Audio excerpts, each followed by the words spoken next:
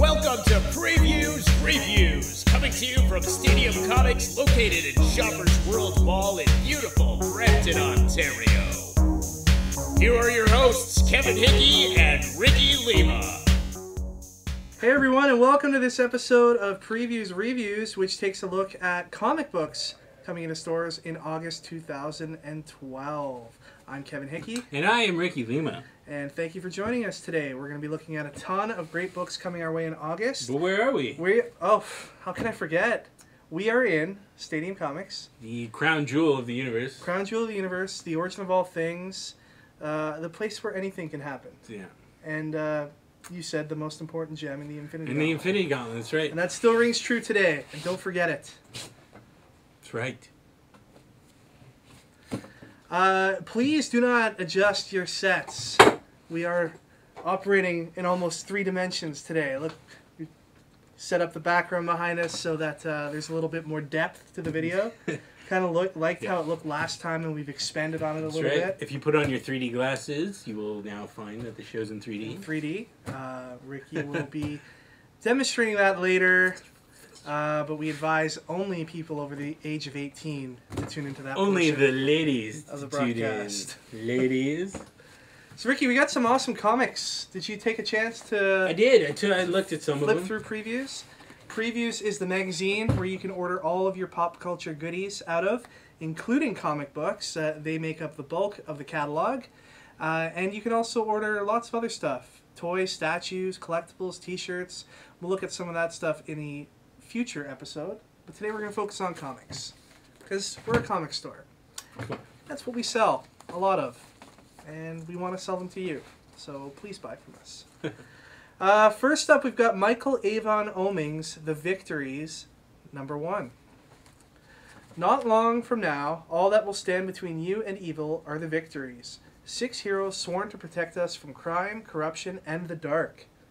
As one member cracks down on the violence, he discovers himself touched by a painful past through the psychic powers of Link. Will this trauma cause him to self-destruct or continue the fight? This book looks pretty rad. Are you a fan of Michael Avon Oeming at all? I've never heard of him. No? He's co-creator of Powers with Brian Michael Bendis. Okay, I've seen Powers, Yeah. but it looks a little generic, and this kind of sounds a little... I've been told that this story is going to go places where traditional superhero tales don't. It's going to be as raunchy, if not raunchier, than The Boys, which is a title that I really enjoy, written by Garth Ennis, who's a pretty raunchy guy. Michael Avon Oeming, I've everything that I've read by him has been tame in comparison to The Boys and that kind of stuff. So I'm interested to see what he's got going on here. In an interview with Comic Book Resources, the author said that readers will be introduced to a world where Faustus, a member of the Victories, the super team in the book, struggles against the Jackal, a brutal vigilante who wants to align the hero with a more permanent brand of justice, as well as his own inner demons. From what I'm told, this vigilante guy is kind of like the Batman of this world, but he deals out deadly justice, so he kills. You're not selling me on this book, man. This book sounds like the poops. All right, well, I'm not gonna lie. The artwork looks really interesting. It's almost like cartoony in nature. The main character that they show kind of reminds me of Batman Beyond. I like his artwork though, so I'm looking forward to this book. I don't know. Hopefully the art can save it, because the storyline so far is little ants. Well, yeah, and we don't know a lot about the story right now. We're going That's on true. early information, and copywriters are only so good at That's telling right. a story. And any artist who goes by 3 names, it's a little pretentious here. John Wilkes Booth. Is John Wilkes Booth an artist? No. Oh. I don't know. You might have been. Okay. The guy who shot JFK. Lee Harvey Oswald? Lee Harvey Oswald. I don't believe he was an artist. See? Hitler. So 1 name or 3 names, and it's bad news. Yes. All right. Brian Michael Bendis. What about an initial? Brian K. Vaughan. That's cool. Okay. J. Michael Straczynski. Yeah, and then you have like J.K. Rowling. It's cool. All right. You should be R.A. Lima. Yeah, R.A. Lima. That'd be pretty good. Yeah. Maybe I'll start going by that. Ooh. Up next, we have Harvest #1. Human traffickers, rogue medical teams, Yakuza ran organ mills, and a 6-year-old drug fiend. Welcome to Dr. Benjamin Dane's nightmare. His only way out? Bring down the man who set him up by reclaiming organs already placed in some very powerful people. If Dexter, ER, and 100 Bullets had a three-way, and that mind-blowing tryst somehow resulted in a kid, that kid would read Harvest. Medical-grade revenge. They got me with Dexter. And three-way?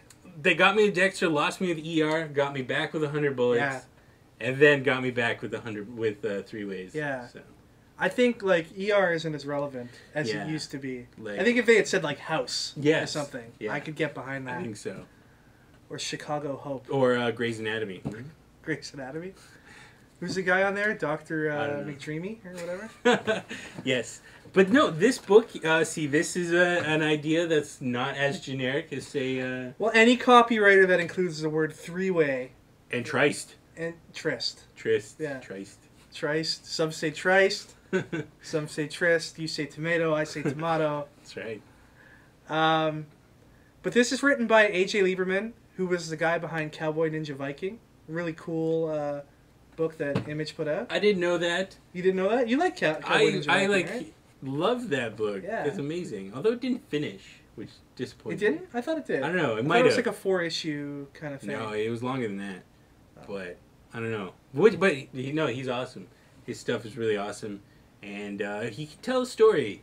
So I'm excited for this one. Excellent. It's a 5-issue miniseries, and it is. It sounds like it's going to be like a twisted revenge tale.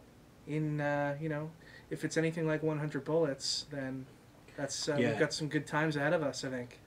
So hopefully it can really kind of do the job. The art looks really dark and gritty too. So it's. Is that Dexter's Kill Room? Kind of looks like it. It kind of looks like Dexter. Yeah, there's a scene in the preview pages that kind of looks like Dexter's Kill Room, but I think instead of a kill room, it's some sort of harvesting room. Ooh. Yeah. You ever hear the story about the urban legend about like harvesting organs? And then you wake up in a waking pool up in the bathtub yeah. with ice, and then your organs missing. That's scary, man. Yeah, that's scary. If you had to take an organ from somebody, what would you take? Probably the heart. Yeah. Eat the heart. Gain their strength. Gain their strength by eating the heart. Nice. Yeah. What about you, man? I think I would take their liver so they can never drink again. Oh, okay. Suckers. Oh, so you would like make it so the person could still live. Yeah. Whereas I would just end the person's life. Okay. You monster. Now we know what we're dealing with. You monster. All right, Ricky. Next up is a comic I think you'll enjoy.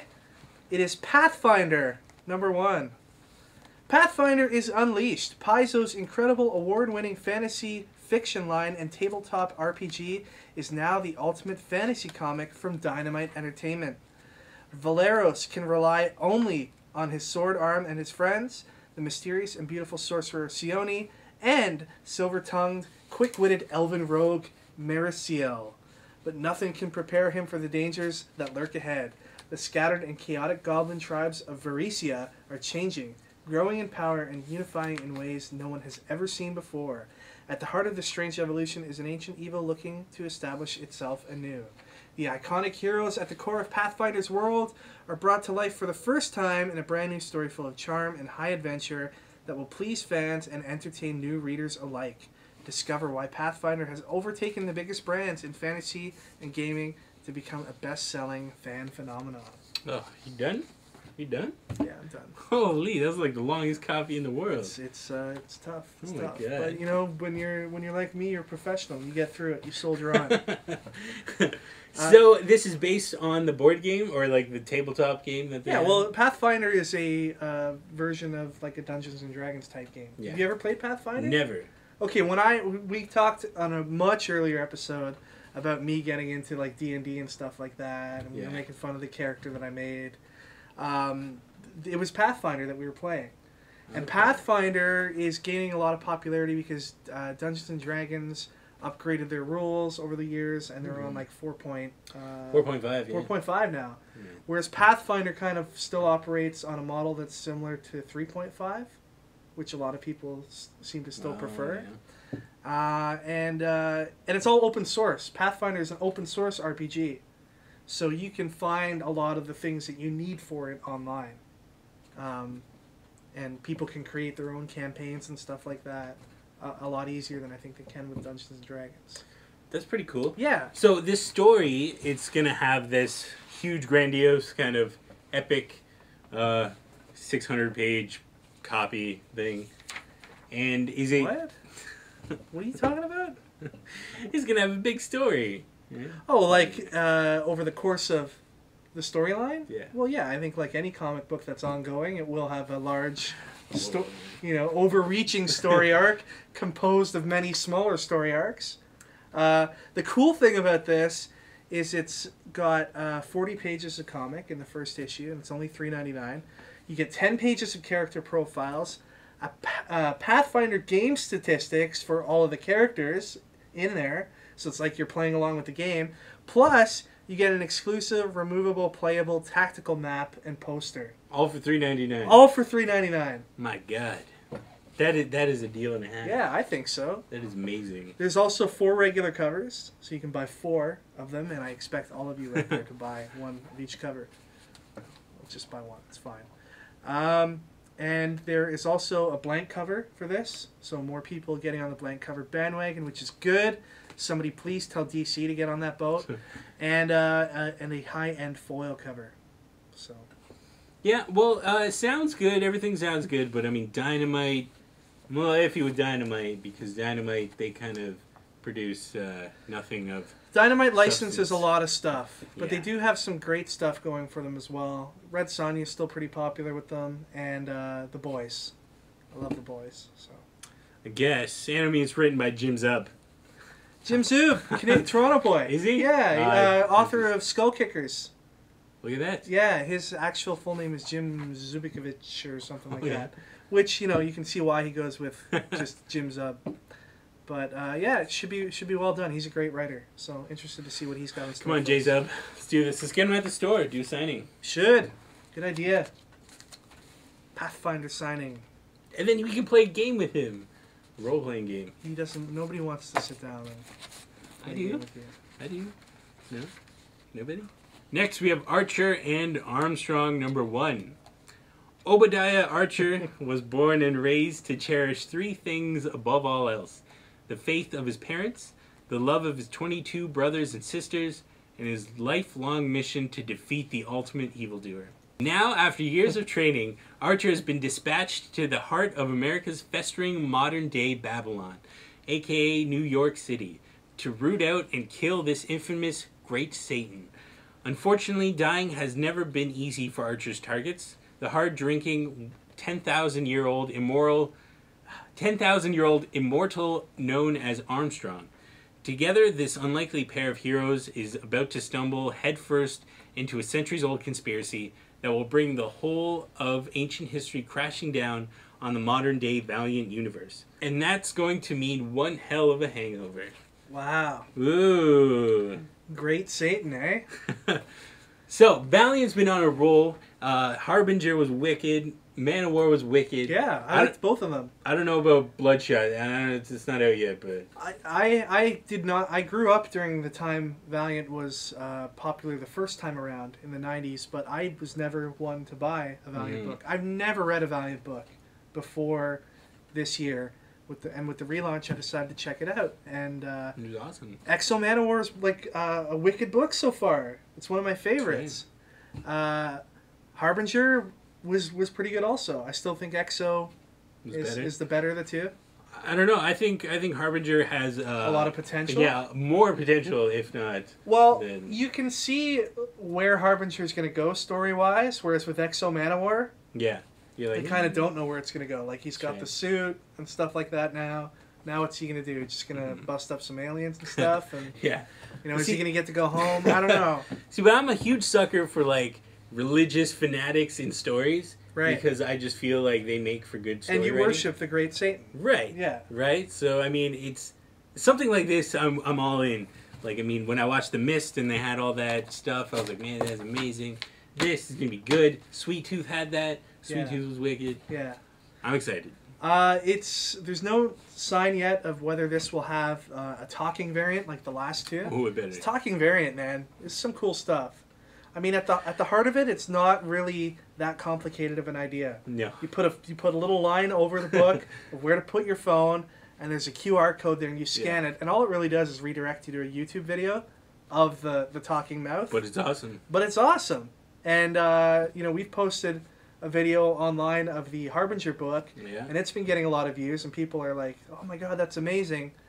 And, both the talking variant for Harbinger and Exo Manowar before it have been getting really big bucks on eBay. So no word on this one yet. There is, however, going to be a Neil Adams cover, and they're keeping the artwork for that very top secret right now.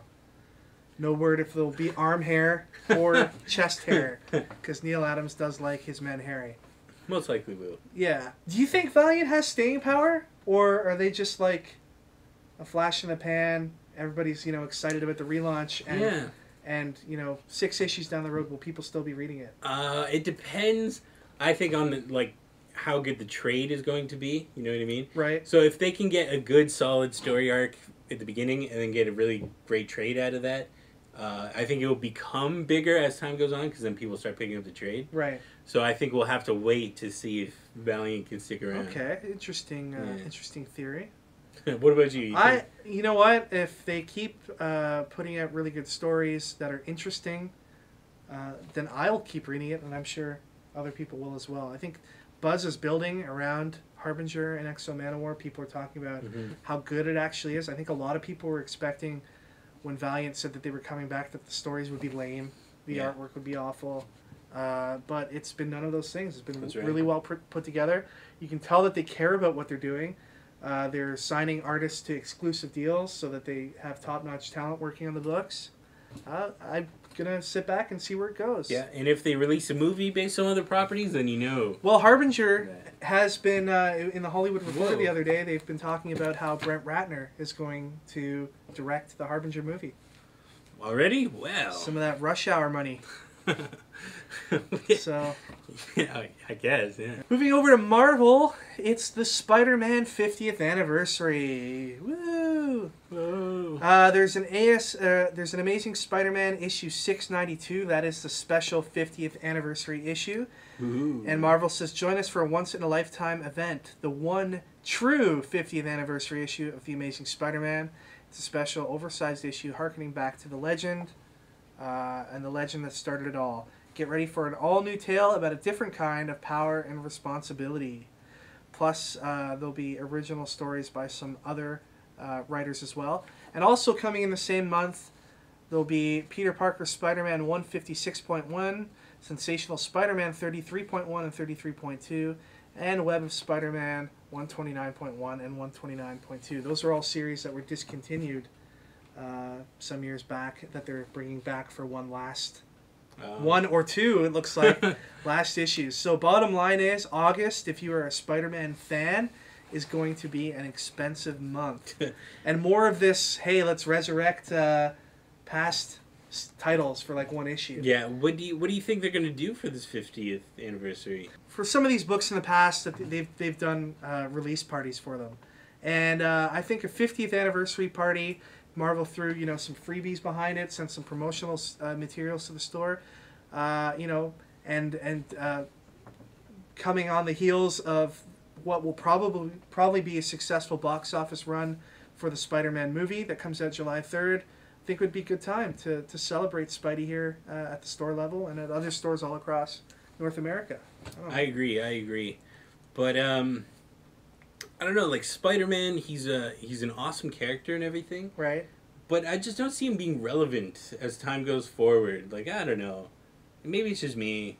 Like, Spider-Man's cool. It's just you. I think a lot of people can relate to Spider-Man. I think a lot of people that are into comics can relate to being that guy that Peter Parker is. And, the responsibility that comes along with, getting the gift that he's gotten. and doing good with it. I got so many gifts. I can relate. I think you're a little out of touch with the kids there, Rick. I may be, man. Maybe. Yeah, you're wearing that weird Mastodon shirt.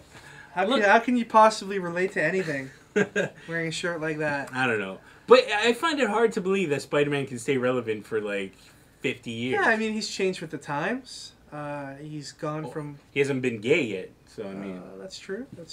But, it's I'm sure there's 50 more years where that kind of thing can happen. That's true. This would be a cool book to get signed by Stan Lee, by the way. If you don't have a Spider-Man 1 for him to sign, and let's face it, Stan Lee's like 89, 90 years old. He's not going to be around forever. This would be a cool book to get him to sign. All right, that's it for Spider-Man. All right, up next, one of my favorite X-Men characters, Gambit #1, has his new series. All new ongoing series. When Marvel's premier thief sets his sights on his biggest score yet, he may just end up over his head. It's going to take more than just playing cards and Southern Charm to get out of this one. Yes, Gambit's back. Yeah, and, Marvel, you gotta like this, that their advertising copy is always really short. Yeah. What?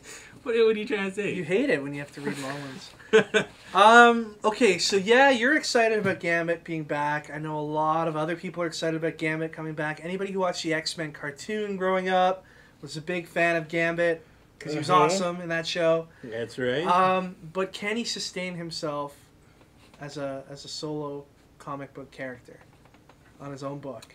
Because he's tried it twice before. In 1999, his series went 25 issues before it was canceled. Yeah. In 2004, that series only lasted a year. See, but the thing is, it's not a flaw in the character. It's a flaw in who's writing it, right? Gambit, I think any character can really sustain. Like, if you asked me, can the Hulk sustain a story by himself? I would have said no. But then, you have, Planet Hulk, World War Hulk, and you're like, all right, that's wicked. But, someone like Gambit, I think if they do it right, that he can sustain his own story. Maybe for Writing 101, I'll show you how to do it. But what would make an interesting Gambit story, off the top of your head? I don't know. You'd be like a thief in the bayou, and you have to involve, voodoo in there, I think. We used to say the same thing that I'm saying about Gambit, about Venom as well. That he was a super popular character, but couldn't hold his own on his own book.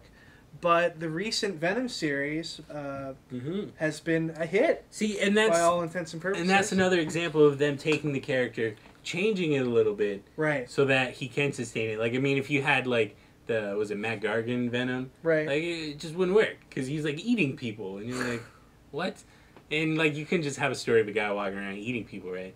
So they changed it. They kind of toned him down a little bit, and then I think he was able to sustain it. I think if they pair Gambit up with somebody else, possibly a sexy female, I think it could really work. Maybe. Now, somewhere on the internet, I came across this quote from the writer of this upcoming series, James Asmus. And he was the guy who wrote Generation Hope. He wrote a bunch of issues for that.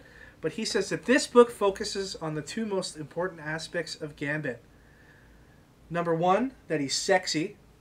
Nice. And number two, that he's the preeminent badass thief of the Marvel Universe.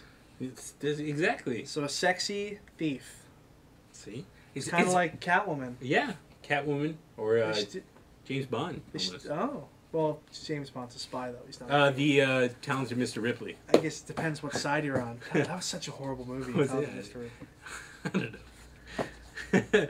And last up, for the comics, we have Deadpool Kills the Marvel Universe.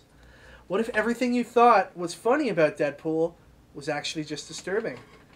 What if he decided to kill everyone and everything that makes up the Marvel Universe?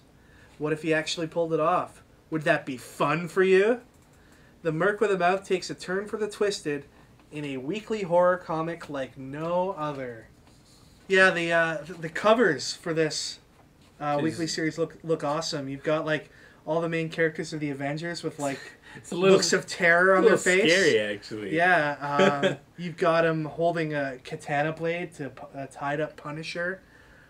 It's all pretty nuts. And then there's one where he's walking away from what looks like a flaming Professor X wheelchair. Wow. Yeah. Who did these covers? Oh, covers are by Carrie Andrews, Canadian artist. Yeah. Yeah. But like, people always talk about how funny Deadpool is, and I like that Marvel's taking that and being like, what if it wasn't funny? What if it was real? And then he's just killing people. It's awesome. I love it when they just kind of take different approaches to the universe and don't take their characters so sacredly. Yeah, like, I would like to see DC do this a lot more. They used to be famous for doing Elseworlds and stuff back in the day, but you don't see that from them anymore. Mm-hmm. You don't see a lot of that going on.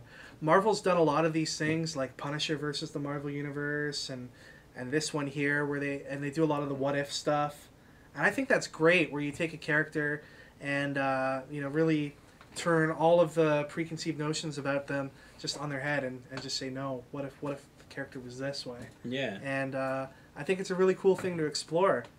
And it often, with Marvel, you can often see it leading into other books being made, like Marvel Zombies. That was originally kind of like, hey, what if everyone was zombies? And then it just kind of took off. And now there's like 7 or 8 different Marvel Zombie stories. Each one progressively worse than the last.